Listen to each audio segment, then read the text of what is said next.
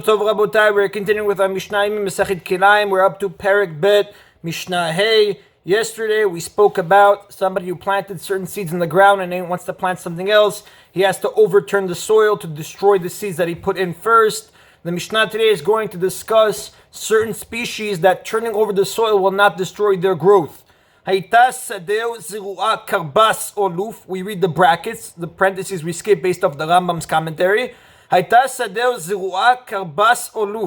If his field was planted with caraway or luf. Now luf, Rashi in Masechet Menachot translates luf as a type of bean. The Rambam learns differently. He says it's a member of the onion family. Okay. Lo yehez zoreah uban gabehem.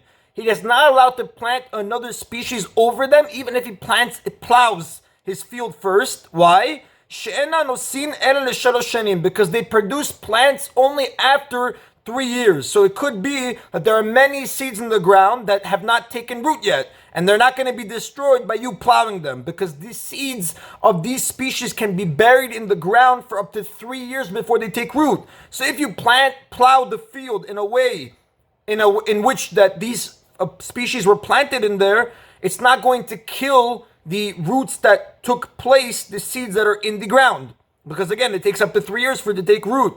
Even if the farmer sees that this luf or the caraway began to grow and therefore it's visible, it's above ground, still there could be some seeds under the ground that did not sprout or root yet, and therefore if you're going to plow the field, it will not help the removal of those seeds, because maybe some didn't take root yet. There was a field of grain in which after growth of isatis came out. Now, if you look at the Mefarshim, they explain an aftergrowth obviously is a plant that grows on its own from the seeds that fell into the soil during last year's harvest. Meaning, let's say wheat was growing in a field that was previously used to grow isatis, which will explain what that is. New isatis plants are now going to grow among the wheat seeds because they fell last year. The isatis seeds. Now, isatis is a plant that the leaves were used to produce a blue dye, according to the Rav. Some translate it as wood. Isatis is harmful to the grain-filled crop, and we're going to see how that's useful to know later. So again, tivuah shaluba sifichei isatis. If there was a field of grain in which after growth of isatis came out, and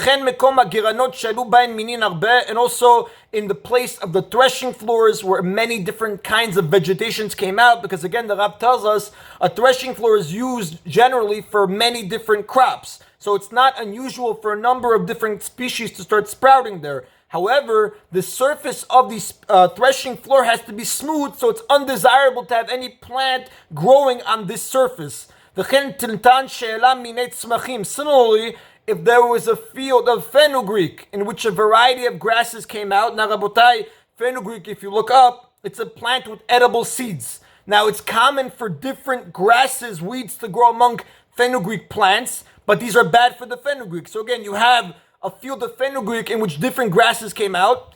We do not obligate him to weed out the foreign species. Why? Because in all three of these cases, the farmer, it's very obvious, does not want the foreign species to grow. They are damaging to him. Therefore, no one's going to suspect him of growing kilayim. No one will suspect him of either planting it intentionally either, or wanting it to continue to grow. Therefore, the Chachamim did not obligate the farmer to remove these foreign species. Now, the reason there's no actual issue of kilayim is because the farmer, first of all, didn't plant the foreign species. It's from last year's harvest. And also, he didn't know of the existence of the foreign seeds when he first planted the first species. Right now, when I planted the wheat, I didn't know that the other seeds were still in there. Therefore, he's not guilty of planting kilayim. He's not guilty of maintaining kilayim either, because that issue only applies when you want the kilayim to grow. The only problem we have left is marit ayin. People will think that you want to go kilayim, but here, since it's obvious in these three cases that it's undesirable, it's going to damage my field, then obviously people will know that you do not want these foreign plants to grow.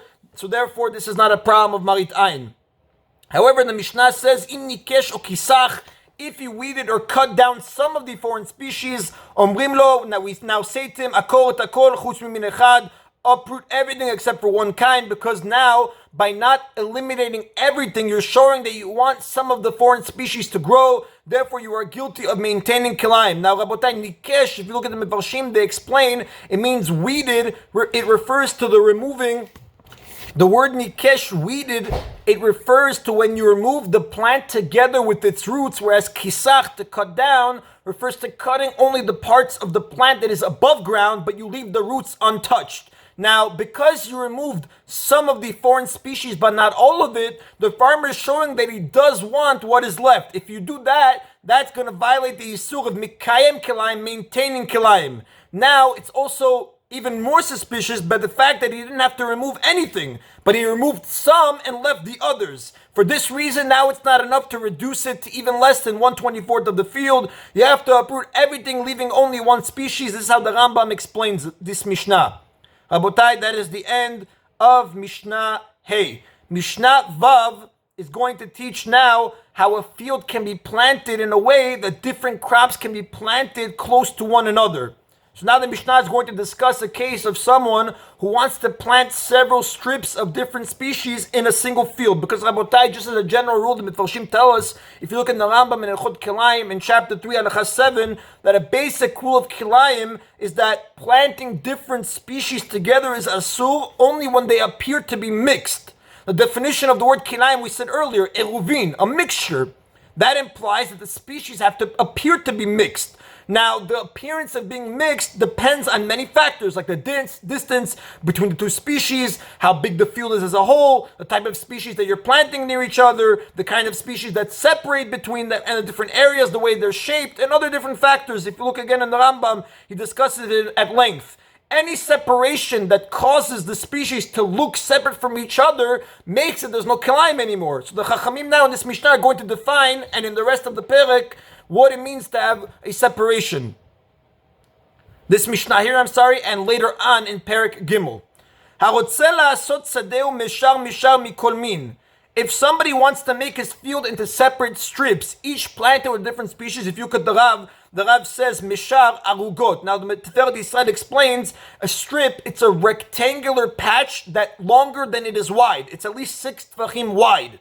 Now, we're going to discuss later on what the rules are for this square patch. So again, if you want to make your field into separate strips, each planted with different species, Bet Shammai says, Sheloshat Tilamim Shel Patiach. You have to leave a gap the size of 3 ground-breaking furrows between the strips. And the Mefarshim explain, what are ground-breaking furrows?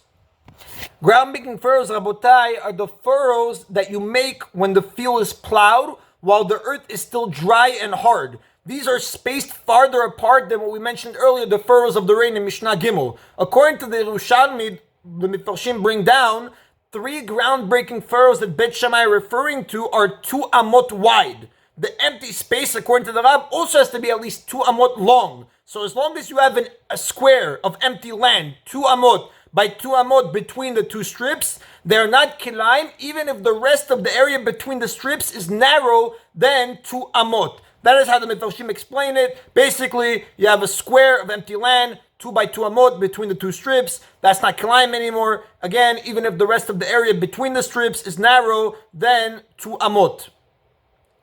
However, Bet Hillel say, Melo ha'ol ha'sharoni. This we're going to have to look at the Mefarshim. The strips have to be separated by the width of the yoke used in Sharon. Now, Rabotai, if you look in the Rav, he explains, it's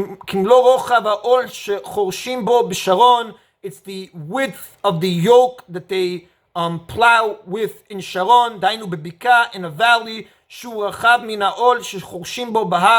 wider than the yoke that you plow with on a mountain.